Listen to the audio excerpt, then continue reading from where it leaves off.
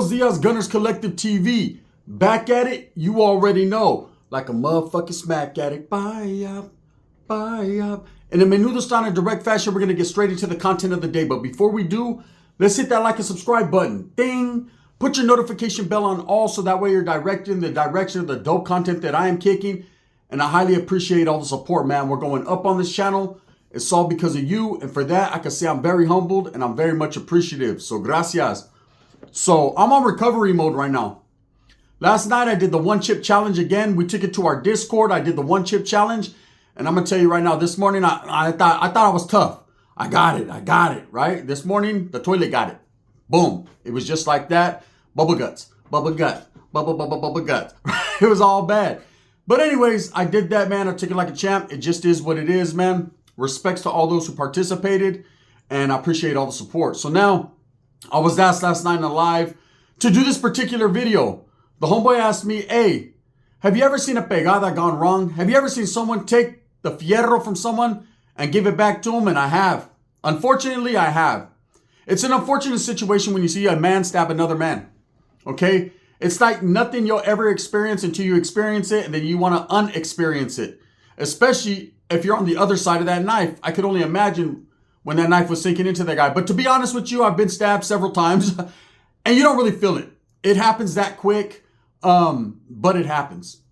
So in 1997, I just got out of YA 96 and I thought I was that one. I thought I was bad Mongolian, jumping off the head. You know what I mean? I had the Mongolian on Tongpolian. Everything was fucking smooth.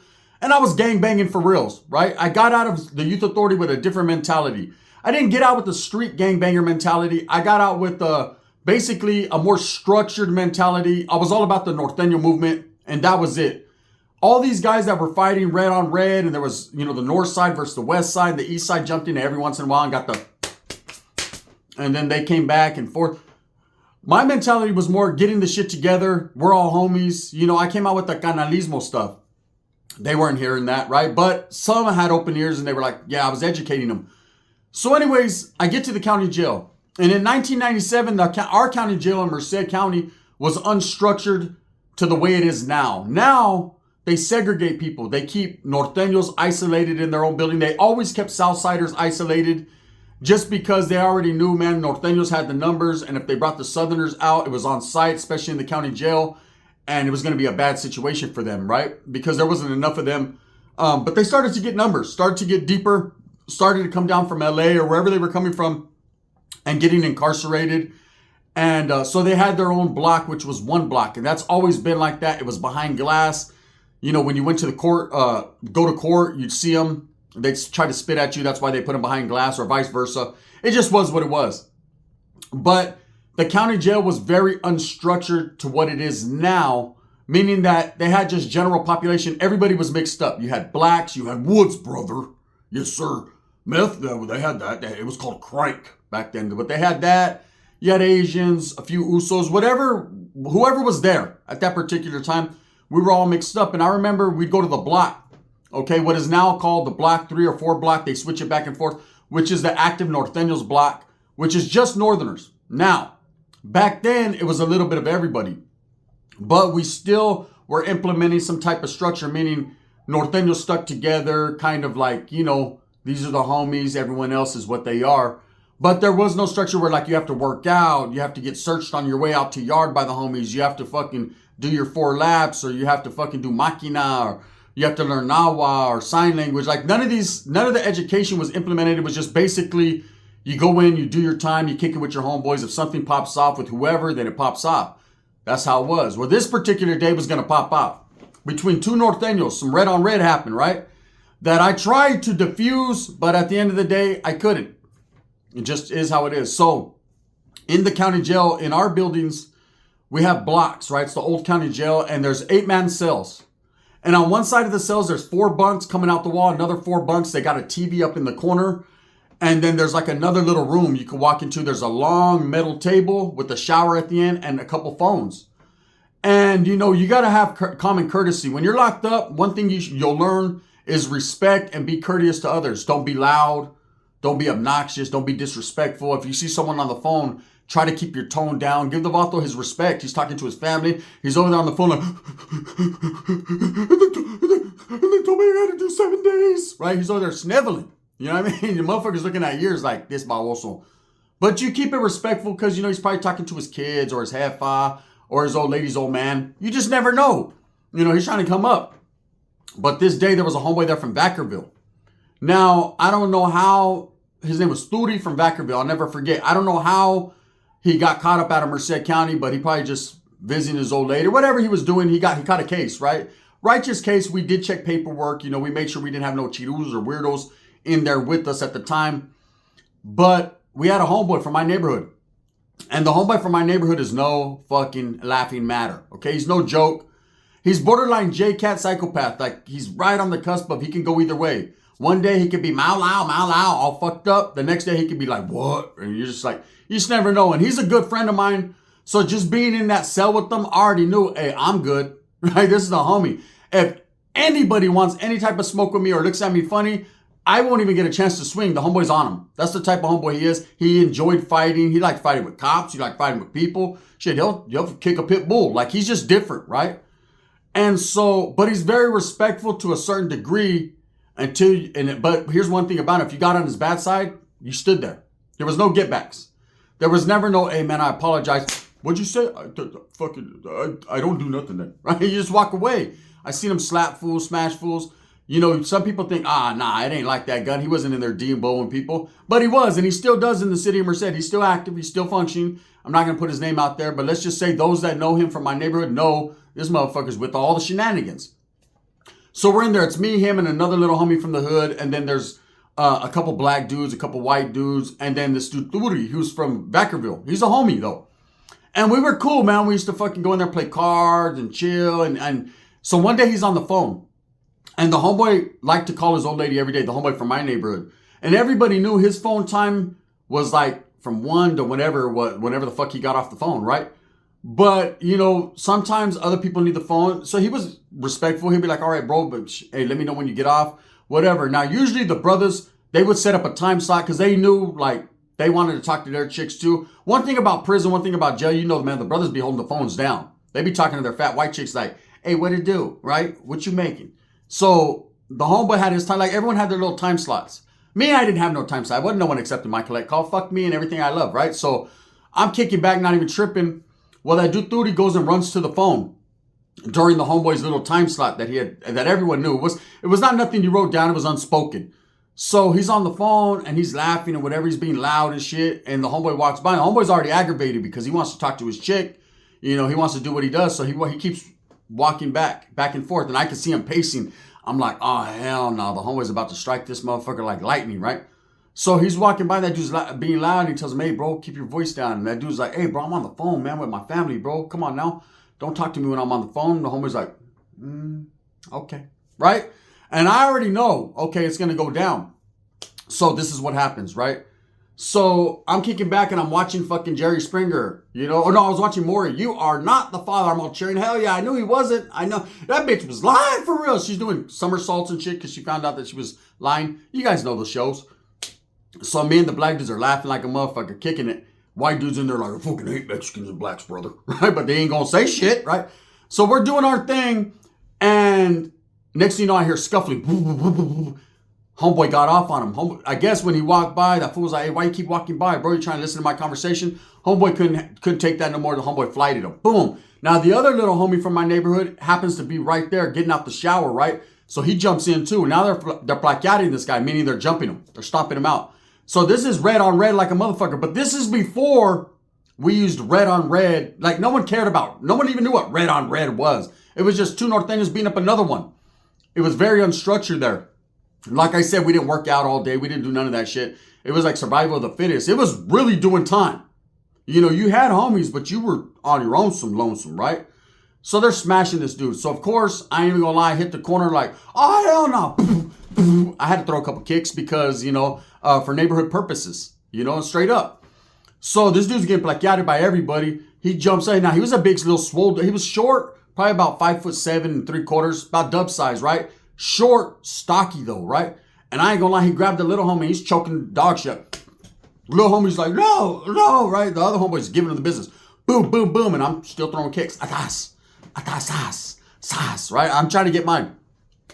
So after this happens, okay, there's no cops that come running. There's no alarms pulled. There's no none of that. We stopped when we were fenced to stop.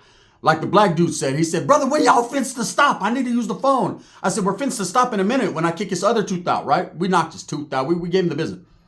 But we're not cool guys because we jumped on one guy. So anyways, we split it up, whatever. That dude goes to his bunk. He's fucking packing his shit up like he's going to go somewhere. Ain't nowhere to go. In the Merced County Jail, you don't go to the fucking gates. Hey, I got to get out of here. You'll get killed, right? You just deal with it. So I talked to the other homeboy, the crazy one from my neighborhood. Like, what happened, bro? Again, I jumped in, didn't even know what happened. All I know is he's a homeboy from my neighborhood. That's all that mattered, right? That's what you're supposed to do, right? So I'm chilling over there with them, like, what happened, bro? And the other little homie's fucking rubbing his nose. That fucking dude choked the shit out of me. Stop it. And he's like, nah, motherfucker, I walked by, bro. I need to use the phone. He knows what it is, and he disrespected me, and I beat him up. Or we beat him up. And so I'm like, we gotta see that vato over there around the corner? We need to pay attention. Because, see, he's over there sharpening something. He's going to try to do a pegada, right? Which he was. So I go over there and get at him, and he was like, hey, bro, you were kicking me. I said, no, I plead the fifths and the sixes. Look, I wasn't doing none of that, right? He's like, I could have swore, bro, that you kicked me. I said, yeah, well, you stop swearing. It's not good. God doesn't like it. So what happened, bro? And he was like, I'm on the phone, man, with my people, and the homie fucking, he's harassing me and shit, bro. I said, stop it, bro, with your harassment shit. You know what I mean? This is Merced, homie. And so anyways, they're not seeing eye to eye. So my homeboy is no joke. Again, he's like, fuck it, we can keep fighting till he can't fight no more, bro. Come tell him to give me that one-on-one. He wants to still fight. She's over there pacing now. He's on the phone telling his old lady, the black dude's like, I thought I was going to use the phone, brother. He said, you ain't fenced to use nothing. And I said, so they're on the phone. He's doing it with this old lady. And the dude was like, man, I was talking to my family. They heard that shit, man. They're probably worried about me. Sure enough, here comes a cop. About an hour later, right? Pulls him out. I'm thinking, okay, he's going to tell on everyone. We're going to the oil, right? Never been to the whole Merced County Jail, to tell you the truth. You go from there to another cell because you're locked up for murder because you killed someone in the cell. You just don't go to the hole, right? So I'm looking like, I don't even know if we have one, to be honest with you. Maybe a segregation cell. We just don't got a hole. Just kill them. Kill them. Kill them. That's how they are in the county jail. It's different there, right? It's the Wild Wild West. Old school. So the cop comes, pulls him out. The homeboy's like, oh, he's going to snitch on us, whatever. He don't, though. That motherfucker don't. He's a beast about it. He comes back. I'm on him like, what happened, bro? What'd they say? Nah, I told you, bro. My family reported they heard something and whatever. What happened? I just told them, the shower, it was people working out and that they tripped out because the phone hung up and whatever, right? And so the cop didn't believe it, but whatever. What can they say? That's how it is in Merced. They don't give a shit. Hey, I heard you were getting beat up. Nah, I wasn't. Okay, then you weren't. Boom, get in there, right? Get beat up again. Call us next time. So one thing about our county judge, you got to yell, keys, keys. That means they're, to get a hold of the cops because you're in like a long tier and there's cells on the side. So the cops, they don't have a catwalk. It's just a wall right there. They don't see what's going on in there. You could be dead in there for several hours until the next count time. And half the time, meals, they'll just put the thing in front, pop the tier tender out. He hands out the meals. You hardly ever see placas, only on count time. Serious business. Or like medical or whatever. Sometimes the cop would just send a nurse. They're like, fuck, I'm lazy. They were in there reading the newspaper at the end of the tier. So fools be getting booked in there. It's dangerous, very dangerous. Especially nowadays. So anyways, the dude came back. He didn't tell him nada, right? So we got to respect that. So the homeboy gets at him. I set up this little meeting between them. It's crazy to set up a meeting. It's just right there. You got to see the motherfucker all day. But anyways, they had to go sit at the table away from the blacks and the whites. It's none of their business. Even though the white dude is like, man, these essays are crazy, brother. These motherfuckers are crazy, right? The blacks are like, man, that's why I don't fuck with essays. The essays got the knives. The essays got the knives. The NAs got the knives, right? So we're sitting at the table. There's three of us. And it's me, the little homie. Actually, there's four of us. Me, the little homie, still got ligature marks on his neck. He got fucked up. He got choked out. The big little homie fucking from Vacaville, and of course my boy. And my boys tell me, hey, bro, you know what I mean? You know it's my time. So whatever there's, and then they start to argue again. And the homeboy just can't hold it, and he steals on him. Boom! Right? Busts his whole nose. And I throw a kick or two. Right? And we get back to fucking scuffling him up real quick. I mean, it is what it is. You know, it was a rough cut. So now this dude goes to, man, this is fucking can't really fuck percent, man. These motherfuckers suck. fuck 209, right? So he's over there woofing. We're like, we're going to kill this motherfucker or something, right? So anyways, it's quiet. Chow comes, we eat. He stays on his bunk eating. Usually everyone eats at this table, be civil and shit. And except for the white dude. He always sat on his bunk. He was only one white dude. He was like, man, I can't eat with blacks, brother. Right? Well, go eat over there. And so he comes wandering in to put his tray right there. He's all fucked up. The homeboys are looking at him. We're like, psh. Now there's no talk. Now it's like, get the fuck out of our cell. But now we got to make him do it, right? So this is what happened. So we tell the little homie, hey, bro. Hey, this is how scandalous we were back in the days. The little homie just got choked the fuck out by the homeboy. Period. But it's his time to shine. So we got this little fucked up ass plastic piece that we had made, right? That we had always on standby. It was a hood piece. So yeah, we're North Daniels and we fuck with everyone, but amongst just our barrio, which there's always homeboys from our barrio there because we're the deepest neighborhood, or we were back then in Merced. So we always had a little hood piece, just, you know, the hood business, bro. Fuck that, 730. You know what I mean? So we had a little hood piece, which was a crude made shank fucking out of a toothbrush. Just wasn't going to do nothing, but it would do enough, right? Wasn't going to kill nobody. You know, it'd have been before he did that. But anyways, we tell the little homie, hey, we need you to get rid of this dude. So we're going to wait, bro, till it's fucking, till the cops are on the Tina, and you're going to just get to booking him. Now, you're going to catch an assault case, but you're not going to catch an attempted murder because you're not going to hit him in the vitals. You're just going to scrape him, right? So he's like, all right, I'm down. So we're waiting. So he has the piece, right? You got to redeem yourself, bro. The way he was choking you out. What about you guys? No, what about us? You know what I mean? We're not going to tell you something we won't do. We'll do it then. No, but we're not going to do that, though. It's on you. We got you if he starts to get you. Well, at least we thought, right? So we're waiting. It's chow time. And usually, like I said, the cops will push the fucking, it's like a big metal thing with all this things. They'll pop your door. Another homeboy. Now, you got to understand. It was different back then. We didn't have communication and shooting weed lads to the homeboys. Hey, keeping everyone on the same page. It wasn't like that. Your cell dealt with your cell. But we'd talk all day. We wouldn't even shoot fucking fishing and weed lads. We'd just be like, hey, fucking this dude. The homeboys are like, damn, who'd you guys beat up? Tootie. Tootie's like, no, I didn't. Yeah, we did. You hear how he sounds? Hey, you guys want his tooth? Look, watch out. I'm going to throw it on the chair. That's right. So no one is like, gives a fuck. Whatever happens to him. He ain't from Merced anyway. That's how they felt. Favoritism for real. So usually, like I said, the cop will push the cart or sometimes he'll walk with it. So as he starts to come in, we're thinking, okay, this cop's going to walk with it. Now's the time to shine, right? Get off where you're mad at. Get this fool fucking up out our cell, man, so we can sleep tonight, you know, and then we're going to get our trays. We're going to eat. You're going to go wherever they take you. Hopefully you get a sack lunch. Porfas. There you go, right? So the little homie's like, all right. So when the cop walks in to bring the thing, we're like, okay, the cop's coming. He's going to hear the scuffle. He's going to come running down, call the cops, get rid of both these motherfuckers, right? Homeboy, you got choked out. You don't need to be here, bro. You're not worth it. And the other homeboy, it's your time to go. Didn't work out that way. So as the cop walks, we're thinking, okay, the cop's going to come. The homeboy gets up to go do the thing and it starts hitting him. He's hitting him in the chest. He's hitting him. The fucking cop turns around and just closes the door and walks out.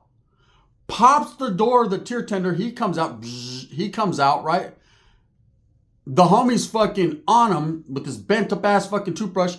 And man, if Tootie didn't snatch that fool by his neck, get over here, brother, right? And snatched him up and started beating the shit out of him. Took the piece from him and started whacking him with the piece. We jumped up, right? It was hilarious. It was the craziest shit I ever seen. We jumped up. I ran to go get a kick in, right, with the homeboy. The other homeboy's running too, and the black dudes are at the tier screaming the whole time, hey, man, what's for dinner? Because they had already passed out, the tier 10 had already passed out the trays to the first cell. We're like in the third cell. Hey, man, what's on the trays, right? They ain't even tripping off a motherfucker getting stabbed right in their cell. It was crazy, right? Shout out to the brothers, man, for not telling. No first 48. This was some real shit. This motherfucker was getting booked, right? Hey, this fool, we're on him, trying to get him off, and this fool got the little homie like Michael Myers. And the piece is struggling. The piece doesn't know what it's doing, right?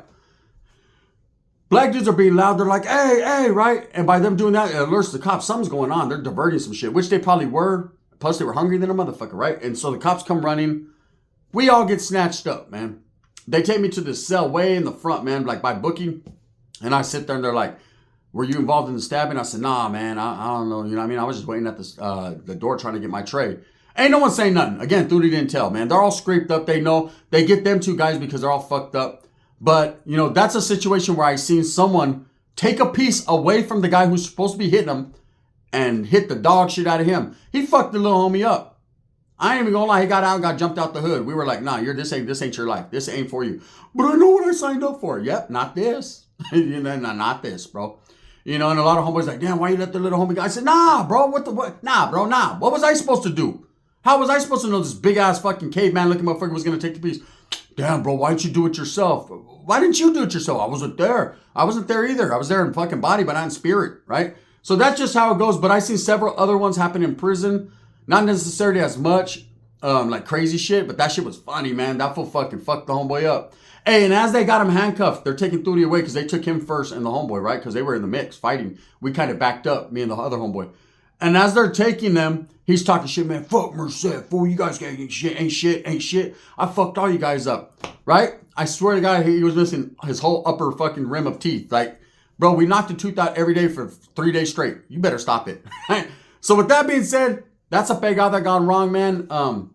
It be like that sometimes. Thumbs up or thumbs down. Heavy's going to be the head that wears the crown.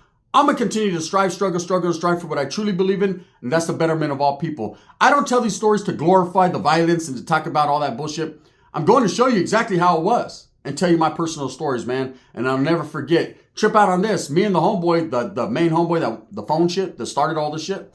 One time we're on the streets, and it seems like I'm always backing his play. He's supposed to be fucking backing my play, right? And me and the homegirls were cruising. We're going to go to her pad. Like, she's going to throw a little after party. So she's like, let's go to my homegirl's house. And as we're pulling up, he's in the front yard by himself, drunk as fuck, slanging him with like 6 other dudes. Boom, boom. And I jumped off the car, taking off, running. Hit one dude. I thought I was a superhero, right? Boom. Man, do you know the biggest motherfucker I ever seen in my life was right behind him? I was like, oh, hell no. Boom. Blasting my whole face, man. Me and the homeboy were both running down the street. I was like, I'm fucking tired of backing you up. It was all crazy. The homegirl picked us up like, come on, you guys want to go to parties? Look at you guys. Left us there all bloody in the street. It's the truth, man. Shit happens. The gun.